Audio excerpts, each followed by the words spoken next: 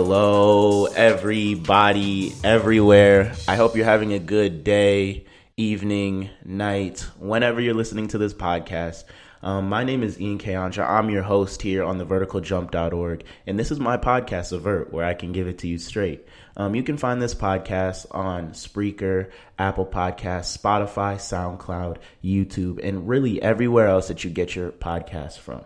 I just want to welcome you to my show, and I want to thank you guys for listening. And all those that have been listening from the beginning, I want to thank you guys especially. You guys have been supporting me in all that I do and all that I say here. And it's this type of support that comes in that, I can't dream of. And making this podcast is my dream. And especially when, you guys interact with me, talk with me, and I meet some pretty cool people. So I just wanted to start off this podcast by saying thank you for all the love and support I get for doing this show. We got a pretty good show lined up for you today. We're talking good and bad value free agent signings. We have Russ and James Harden, how they're going to play together. I did a whole breakdown. Then we have something I didn't want to talk about, which is the LeBron parenting stuff. The mainstream media has really taken this and ran with it. And I just, got to say a few things on that. We're going to be talking about why I don't talk much baseball and why I'm not as much invested in baseball as many other sports. And then we're talking about my favorite WNBA player. Well, one of my favorites, Liz Cambage. And then the WNBA All-Star break to close out the show. So sit back. Well, if you're driving, don't sit back. Pay attention to the road. But, enjoy the podcast. Listen up. And, may the rest of your day be the best of your day. All right.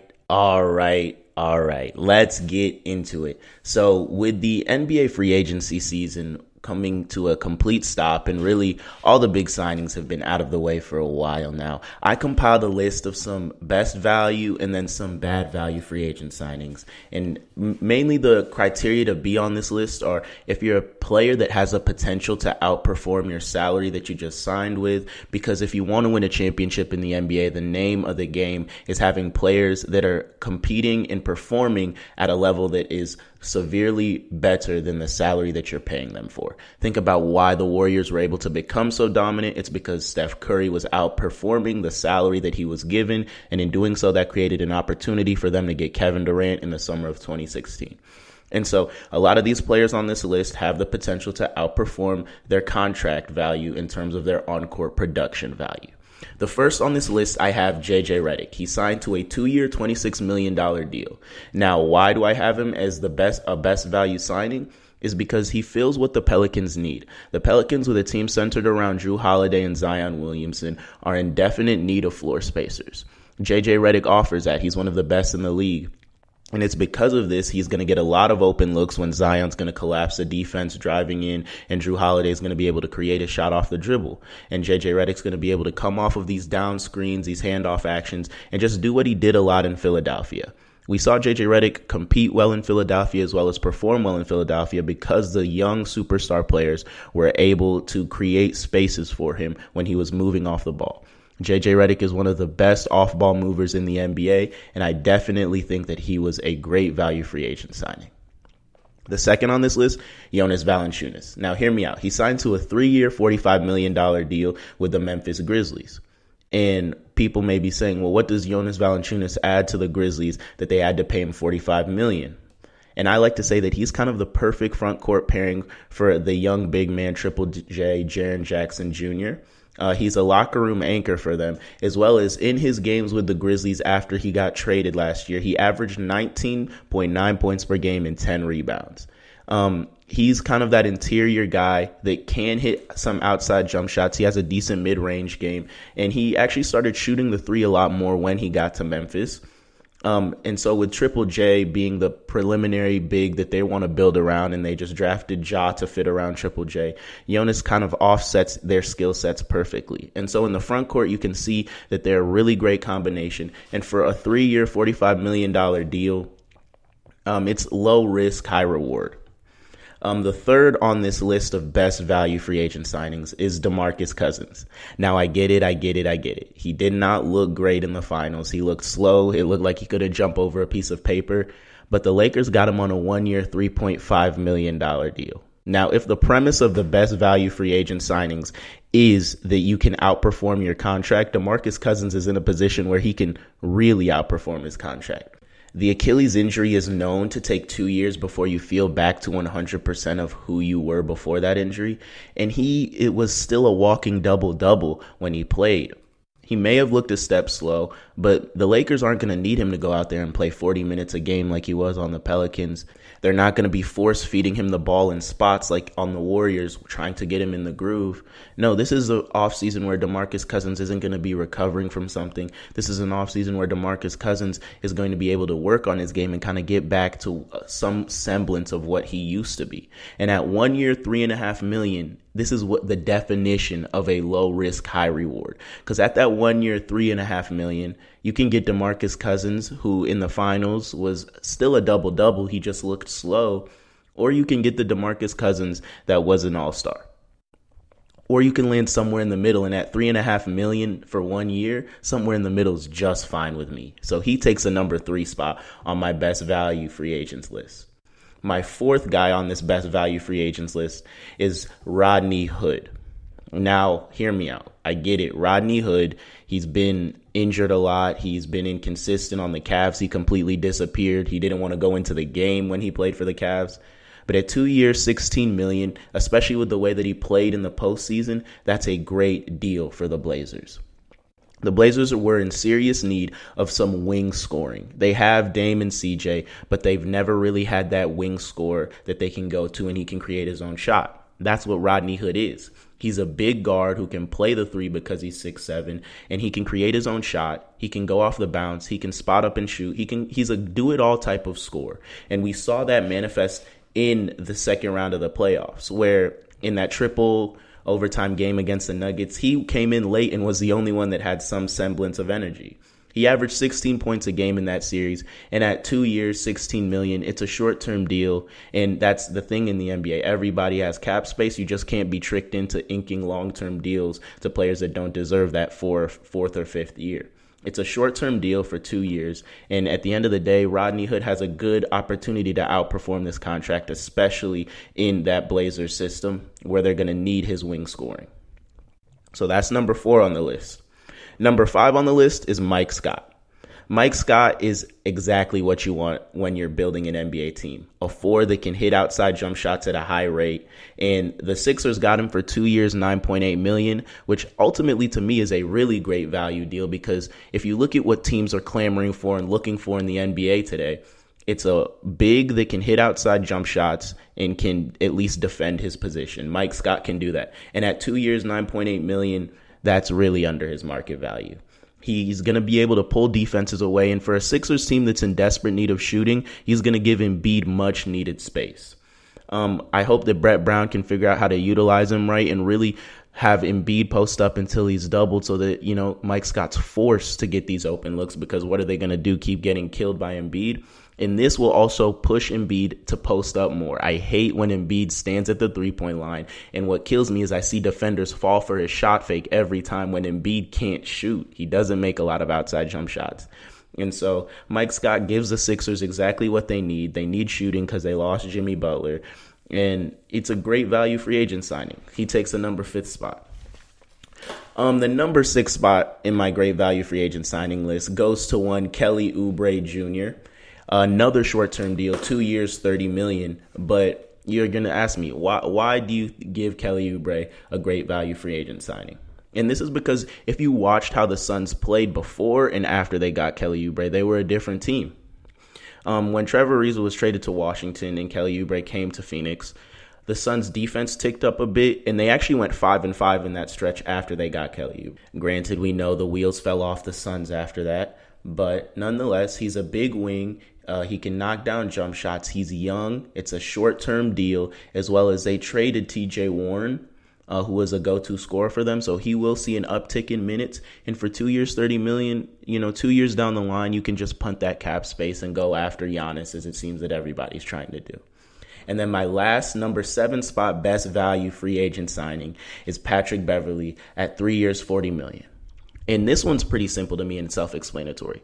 Patrick Beverley's regular season numbers will never wow you. He's not a guy that's going to go out there and get you 25 a night.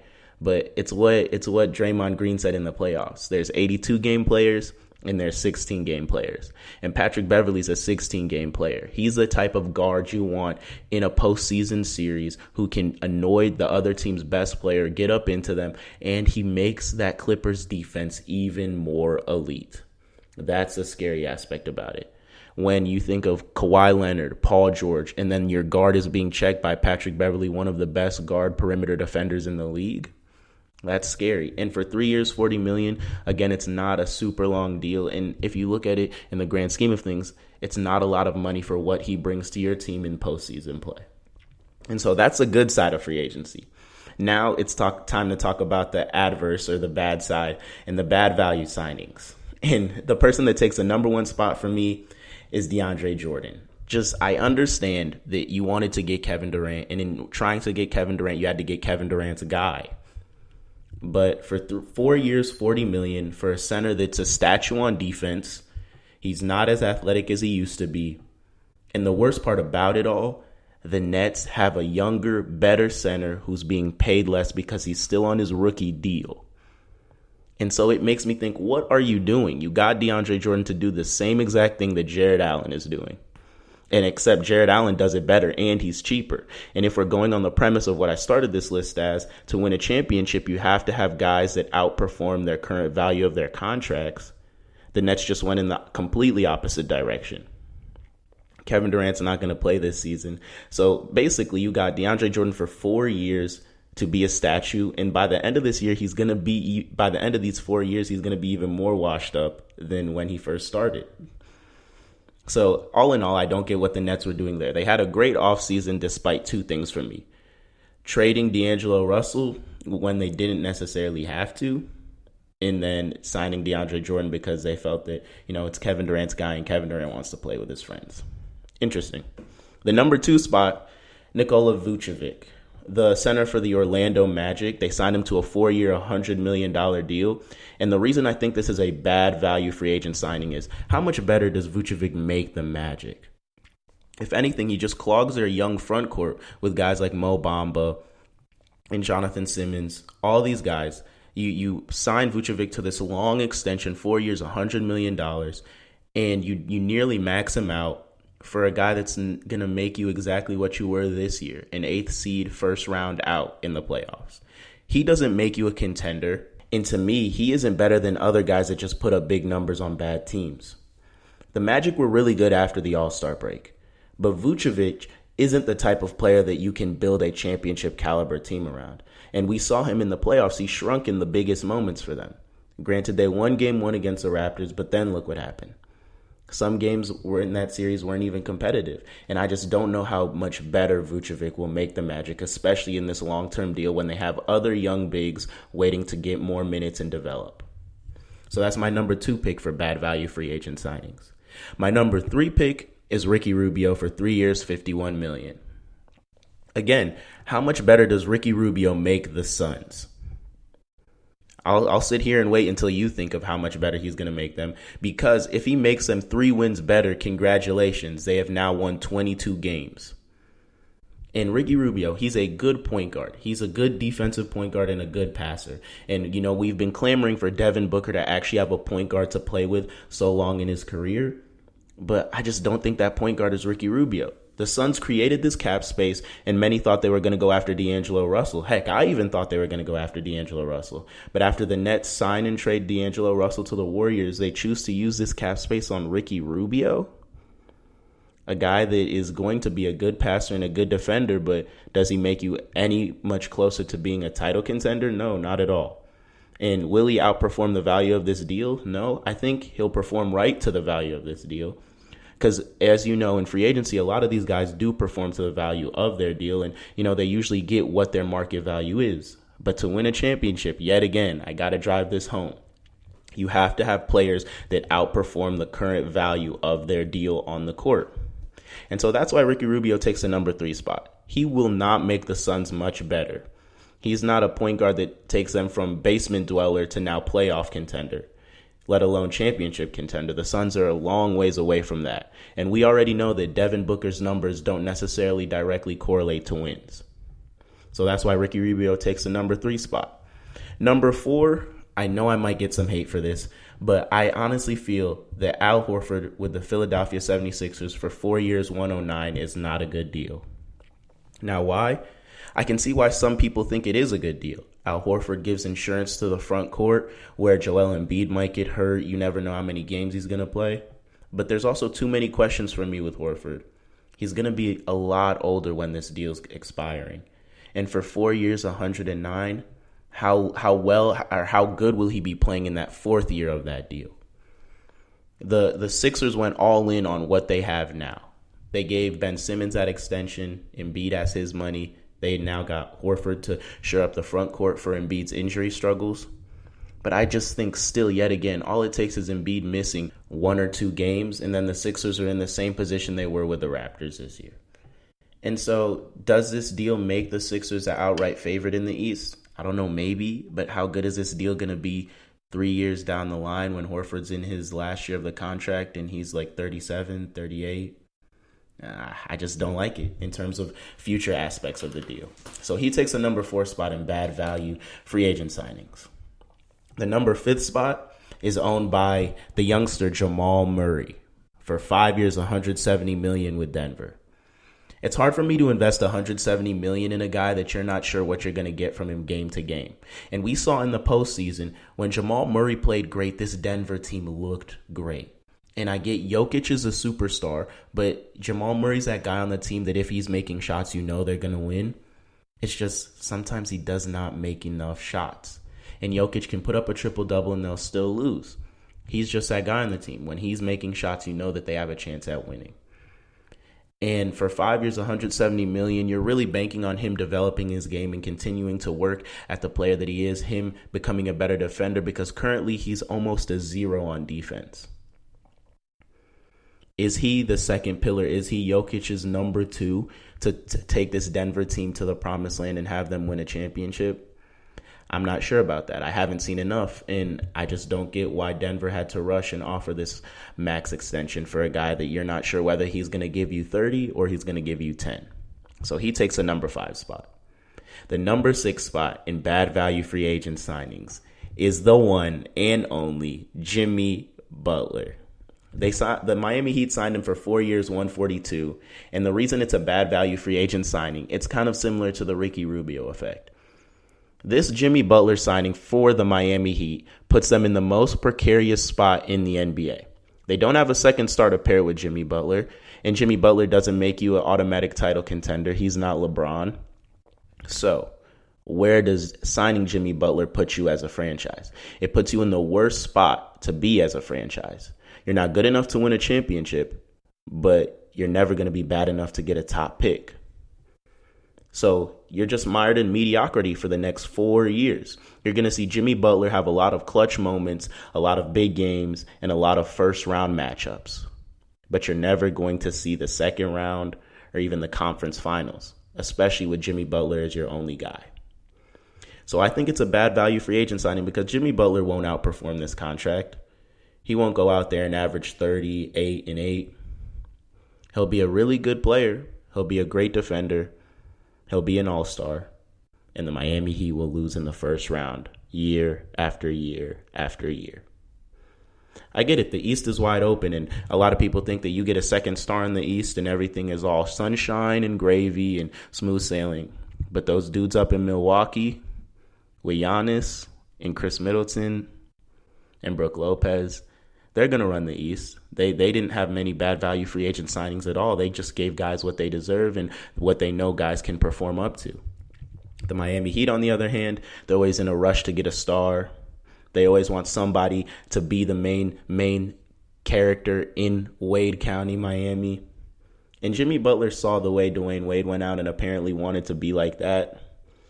I just don't like the deal for Miami. I don't like the deal for Jimmy Butler because he's going against exactly what he said he believed in, and that's winning. He's not going to win anything in Miami. I'll be surprised if he makes a conference finals in the next 4 years. So that's good and bad value free agent signing. Remember, my list was compiled by seeing the contracts and seeing what players have the opportunity to outperform their current market value. And that's how I really came up with the list. Next up, we're talking about Russ and Harden. Being an Oklahoma City Thunder fan, seeing Russell Westbrook play for the Houston Rockets is going to be tough for me. But I was so curious as to how him and Harden are going to play together, because I'm sure at this point we've all seen the memes where people recreated in 2K of Russ blocking Harden's shot, then Russ taking the game winner, and then Harden not passing Russ the ball and all that. And so I was just curious as to how these two are going to play together. And so I did a breakdown of each of their games and how they compare together and what I think the offense could look like next year for the Houston Rockets. So sit back, relax, enjoy. It took me a while. I struggled with it. I was, sitting there frustrated because I was watching all these games. I think I watched somewhere as like 168 basketball games of Oklahoma City and the Houston Rockets, trying to figure out what they're going to do. And, I was sitting there struggling with it, but I think I figured it out. The way Russell Westbrook and James Harden are going to fit together is non-conventional. A lot of these media talking heads are talking about you have to move Russell Westbrook off the ball. You make James Harden the primary ball handler and let Russell Westbrook be a basket cutter and, a guy that defends.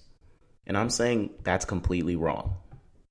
For James Harden and Russell Westbrook to work together, you have to keep Russell Westbrook on the ball and move James Harden off.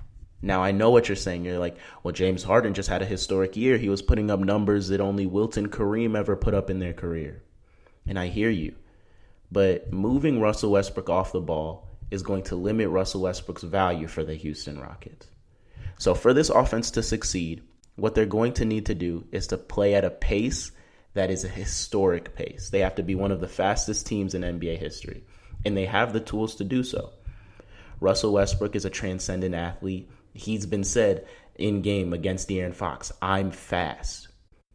James Harden has deceptive speed, and in transition, he likes to push it, but he uses his stop and go change of pace to get to the rim or get to his patent step back jump shot. For James Harden and Russell Westbrook to fit together, they're going to have to play extremely fast. Expect a lot of Russ gets the rebound and he goes. He just goes. James gets the rebound and he just goes. The Rockets, their downfall is going to be when they get in their half-court offense. And I'll touch on that a little bit later. But for it to work out the gate, you're going to have to allow these guys to play at a pace that, is never before seen. It has to be Mike D'Antoni's 7 seconds or less offense that he ran in Phoenix all over again. And I think that'd be great for the NBA. But then you come to me and you say, Ian, what about in the playoffs when things slow down and you can't just get out there and run in transition for half the game? And I'm saying that's where you keep Russell Westbrook on the ball.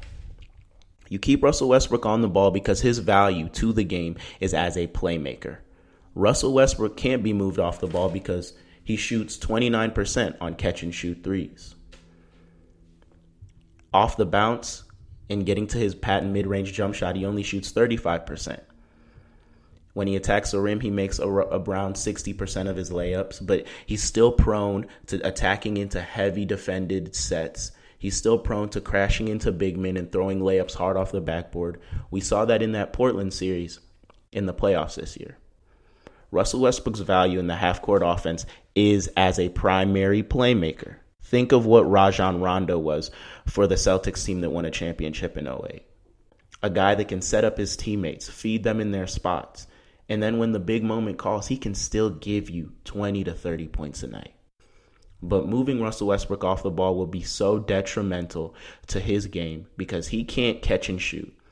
Off the bounce, his mid-range jump shot isn't what it used to be. He had a career high finishing at the rim, but he's never been in the top percentile for total offensive efficiency. But he has been in the top percentile in terms of points responsible for and assists per game. Russell Westbrook's value in the half-court offense is as a playmaker. And so you let Russell Westbrook create the offense and you move James Harden off the ball. Well, then you ask me, well, what happens to James Harden? And I'm here to tell you, on catch and shoot three-pointers, James Harden shoots 41% from the three.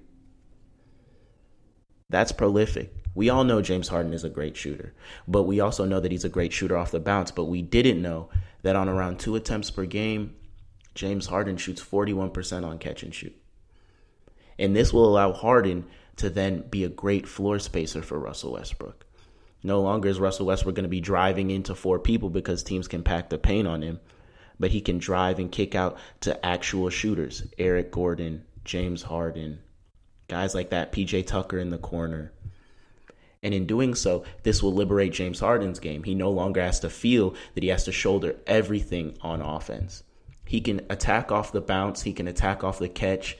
He can stroke the 3 on a catch and shoot. And it will liberate and free everything that James Harden is capable of being. He no longer has to spend 100% of his energy on offense. And what this could then enable is James Harden to have not only one of the most efficient offensive years of his career, but one of the best defensive years of his career. James Harden's gotten a lot better at defense, and he doesn't get the credit he deserves. He's a strong guard who can stay in front of his man, and also he's a great post defender as a guard. Him not having to dribble through 4 people and then take a step back jump shot will allow him to rest a little bit more on offense and give a little bit more on defense.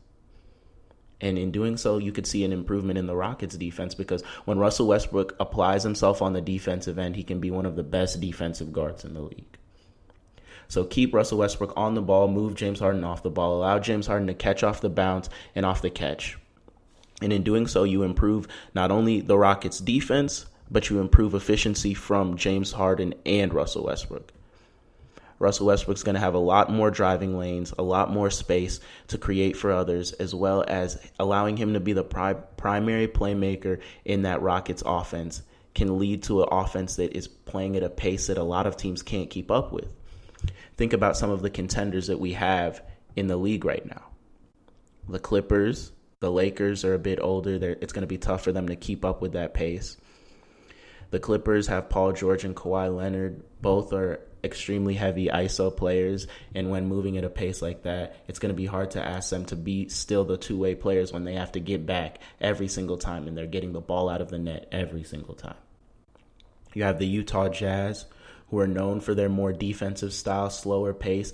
With a pace that the Rockets have the capability of playing, they can run Gobert right off the court.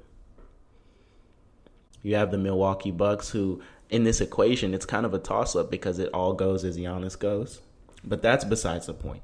I'm saying all of this to say that the Rockets' offense in the regular season has to be at a pace that teams can't keep up with, and they have the tools to do so. And when things slow down in the playoffs and it becomes that half-court set, you keep Russell Westbrook on the ball. You move James Harden off. You allow James Harden to be a floor spacer, catch-and-shoot guy, and attack off the catch. And Russell Westbrook retains his value by being the Rockets' offensive primary playmaker. The Rockets ran an action last year known as Pistol.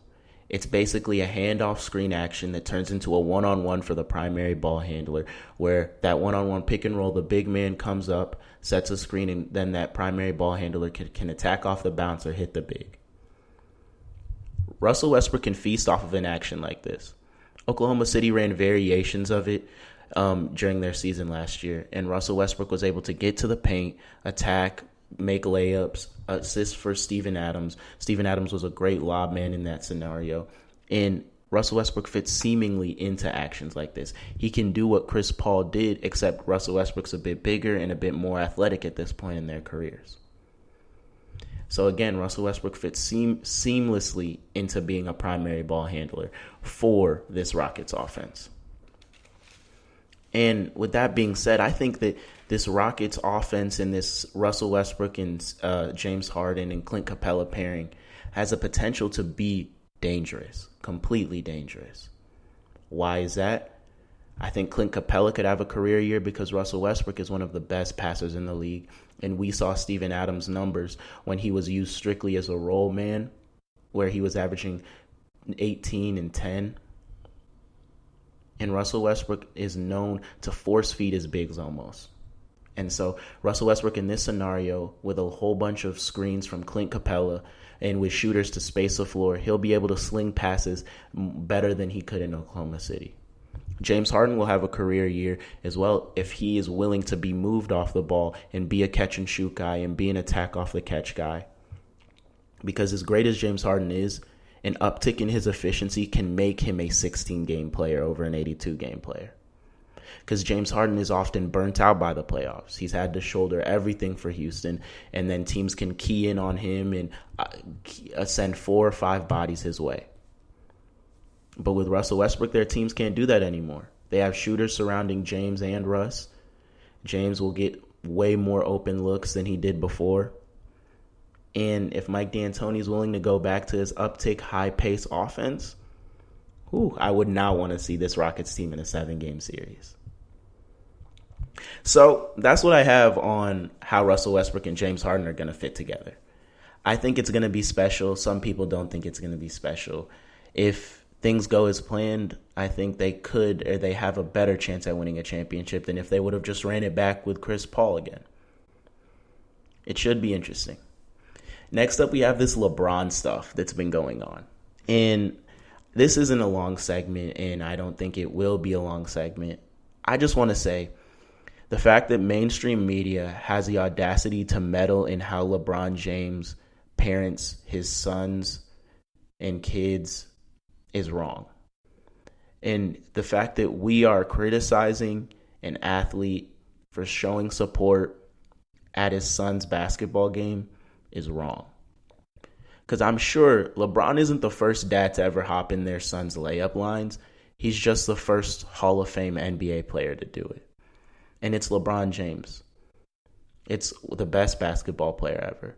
So people feel that they can now talk about whether he's being a good dad or taking the moment away from his son. The fact that you ask that question from a man that has uplifted his sons in ways that his dad didn't do for him is wrong.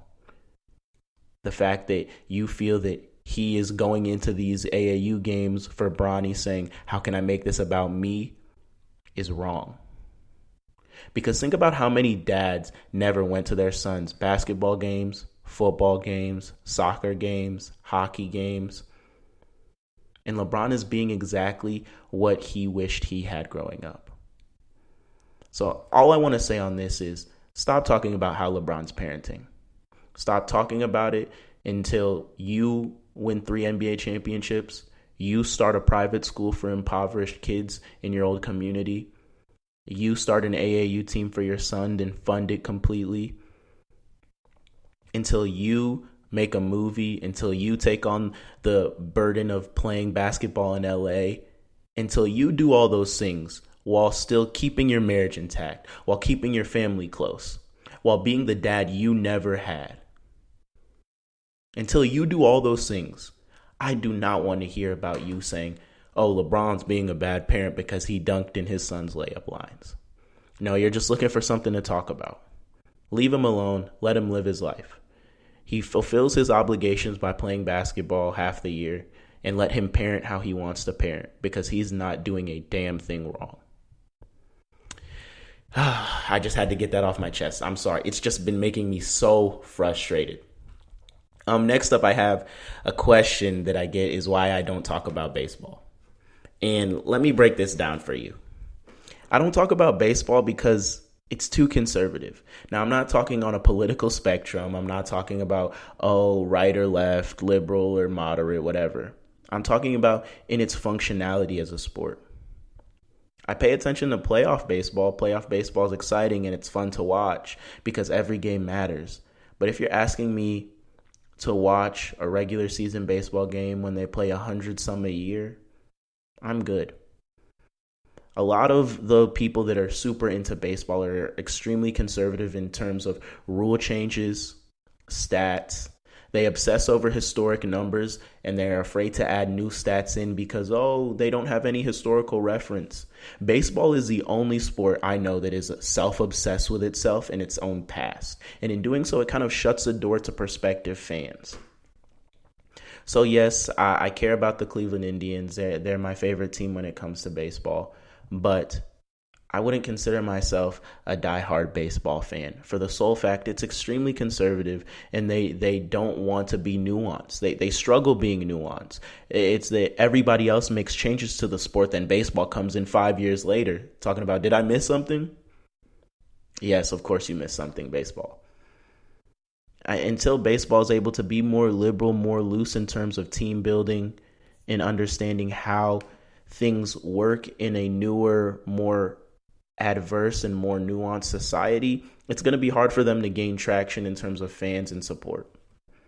Because so much of baseball is about the pageantry and not much about the moment anymore. And that's why I'm just not so keen on baseball as a sport entirely. It's fun to watch. It's fun to go to ballparks. It's fun to experience. I think everybody should experience going to a baseball game. But when it comes down to it, the grit and grimy, the trade deadlines today, and frankly, I'll see the trades, I'll be aware of it, but I won't care too much. Because baseball is so conservative in their aspects of team building and understanding how new fans are gained in a sport and how really sports are now working nowadays. The big teams are always going to be able to buy out in baseball. The small teams are going to struggle to compete and have to look for different avenues. It's a tough proposition. But that's why I don't talk about baseball much, and that's why I'm not super high keen on baseball. It's just never really been my cup of joe when it comes down to it. I want to talk about Liz Cambage. There was an article on ESPN by Michelle Vopel, I think is how you say her name. I hope I probably butchered it, and I apologize. But this article really opened my eyes to who Liz Cambage is as a human being. The whole premise of the article is that she's now found a home playing for the Las Vegas Aces. And I love every aspect about who she is as a person. I often talk about on this podcast that we have to start seeing sports as more than just the event, but that the people behind the event is what makes it matter. And that's what Liz Cambage was talking about. And that's why I find her so inspirational now. She sees herself more than an athlete. There's a quote in the article that says, quote, "This year, I will spend maybe a month and a half at home in Australia. I'm sick of my career putting a strain on my relationships. There are so many other things that come with basketball. I'm more than an athlete."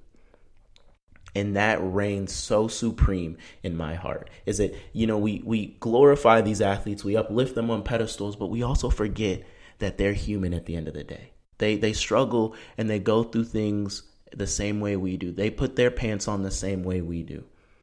And we expect them to act in a certain way and give the media a certain amount of time while also working on their basketball or football or whatever their craft is. And then somehow they're supposed to still have time for family. And she's saying that I have to prioritize things in my life. I'm more than an athlete. I care about my relationships. I care about my home. I care about my family. And this was reflected in her career because she stepped away from the game. She was drafted in 2011, but this is just her fourth year in the league. And she came back more skilled since 2013 and has been better. She stepped away because she was at her lowest point emotionally. And it's okay because normal humans get overwhelmed. Normal humans get overwhelmed, but we expect our athletes to never get overwhelmed. And she had the emotional IQ to say, I can't do basketball right now. And the crazy thing about it is she stepped away from the game and came back better. She was an all-star this year. And another quote that really stuck with me was this one. She says, "Sometimes it's the people with the biggest smiles that have the darkest shadow. Everyone's going through something." And that is so true. Everybody's going through something, but everybody puts on a facade to hide it. People say, I use sports to get away from the trauma that I face in my day-to-day life. And that's a fair assessment. But you can't use sports in that way because sports are based around people. And the people are what makes sports matter. The people drive the narrative. The people drive the storyline. And people go through stuff, man. And she's just saying, I'm not going to hide it. I may be an athlete. I may be famous. I may be one of the best centers in the WNBA. But I'm not going to hide the fact that I'm dealing with stuff. If I'm sad, I'm going to say I'm sad. And, she's talking about it. I don't want to give this false aura of complete, transparency because you can't be that in today's society. You can't be completely transparent to the mainstream media because they will twist your words and they will try to hurt you with them. But this quote really, really sums it all up. She said, "I believe it took me getting to the lowest part in my life to really find my strength. It made me who I am, and I have no shame in my emotions and what I feel. That's just life. It's about living and feeling and going through things." As much as basketball is an importance to her, she realizes there's more to life. She realizes that this basketball thing isn't forever, and that life isn't about just putting an orange ball through an orange hoop, but it's about feeling life and living life fully. That's why I find her so inspiring and so fun to watch, is that she plays basketball because she loves the game, but she doesn't let basketball dictate who she is as a human being. You're not what you do. You are who you are in your character. You're not just a basketball player. You're not just a writer. You're not just a soccer player. You are you, and you can dictate who others perceive you as by living out your passions wholly and fully and honestly. And that's what she's doing. She's saying humans are multifaceted. We have certain passions here, we have certain passions there, but they all come together to create something that's so beautiful. And again, we have to stop seeing sports as just the event or just the thing going on. We have to see sports as the people behind the actions, because the people drive the narrative. And Liz Cambage is one hell of a person. I was, Elena Delle Donne's been my favorite player in the WNBA for a while, but after reading that piece on the people and the person behind Liz Cambage, it really kind of struck a chord with me, because we can all resonate at a time where we want people to see us for more than just what we do. We can understand that. And she's very honest and clear about that. Just a beautiful human being and one hell of a basketball player as well. The closeout topic of today's podcast is the WNBA All-Star break. If you guys were paying attention, it was this past weekend, and it brought a lot of excitement. The skills challenge was fun to watch, and I just really love WNBA basketball. And, I'm really tired of these guys that crack jokes on the WNBA Instagram talking about, blah, blah, blah, blah, get back in the kitchen, when, 100% of these girls can cook them on a daily basis on the court. And so I just, I want to go out there and say, I love WNBA basketball. I watch a whole bunch of their games, and I think the league is really starting to tick up. It's been 20-some years since their founding, and it's great to see that, women's sports are now being propelled and put into mainstream media and actually covered.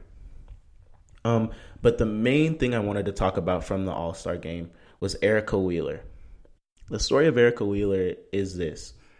She was an undrafted player, tried to break a sweat in the WNBA, tried to get her foot in the door, but she heard a lot of no's along the way. Teams said she wasn't good enough, she couldn't make it, and then she was a first-time All-Star this year, and then not just a first-time All-Star, but an All-Star Game MVP. And it was in this MVP speech that she said something that resonated deeply with me, and it was, "I'm a no-name, and I left today with a name that everyone can remember." Why does it matter? It matters because all of us can remember a time where people doubted us, people looked down on our abilities, people said, you're not going to be good enough to do something. And then you get the satisfaction of proving them wrong, day in and day out. And that's what she's living now. She's living her dream. Everybody that said she couldn't cut it in the WNBA, everybody said that she couldn't be a professional basketball player, and then she put her head down and worked. It's inspiring for all of us that, you can really be whatever you put your mind to. And she is that. Undrafted to WNBA All-Star Game MVP. What a story. If you made it to this point in the podcast, you've made it to the end. I want to thank you for listening. My name is Ian Kayanja. I'm the host of the Vert podcast, where I can give it to you straight. This podcast is my favorite thing in the entire world. I love writing for it. I love coming up with ideas. I love talking to you guys. And it just means a lot to me to create great content. So, again, if you found anything entertaining, make sure to subscribe. You can find us on anywhere you get your podcast from iHeartRadio to Apple Podcasts to Spotify to SoundCloud to YouTube, so on and so forth. Make sure to follow me on my social media. My Instagram is Ian_KJ. That's IAN_KAYJAY. My Twitter is @IanIanK. That's @IANIANKAY. As always, may the rest of your day be the best of your day. I'm out.